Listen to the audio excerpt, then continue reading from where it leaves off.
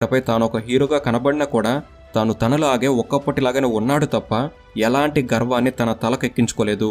ఈ సినిమా తర్వాత నుంచి మరలా ఏ సినిమాలో అవకాశాలు లభించినా కూడా ఒకప్పటిలాగానే తన ఊరు నుంచే షూటింగ్లకు వెళ్ళి వస్తుండేవాడు. అలాగే ఇప్పటికీ తన షాప్లో ఖాళీ రోజుల్లో పనిచేస్తూనే ఉంటాడు. ఊరిలో హీరో కాకముందు ఎలా ఉండేవాడు, తిరిగేవాడు, ఎలా బ్రతికాడో హీరో అయ్యాక కూడా అలానే ఉన్నాడు. ఏమాత్రం మారలేదు. ఇప్పటికీ కూడా ఒకప్పటిలాగానే సైకిల్ మీద వెళ్ళి కూరగాయలు, వాటర్ టిన్లు తెచ్చుకుంటాడు. వేప పుల్లతో పళ్ళు తోముకుంటూ లుంగి కట్టుకుని ఊర్లో తిరుగుతాడు. ఎంత పేరు తనకు వచ్చినా కూడా చాలా సింపుల్గానే ఇప్పటికీ జీవితాన్ని గడుపుతున్నాడు.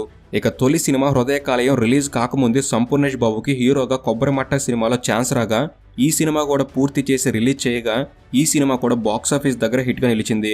ఈ సినిమాలో ఆడపిల్ల కోసం సంపు చెప్పిన డైలాగ్కి అందరూ ఫిదా అయిపోయారు.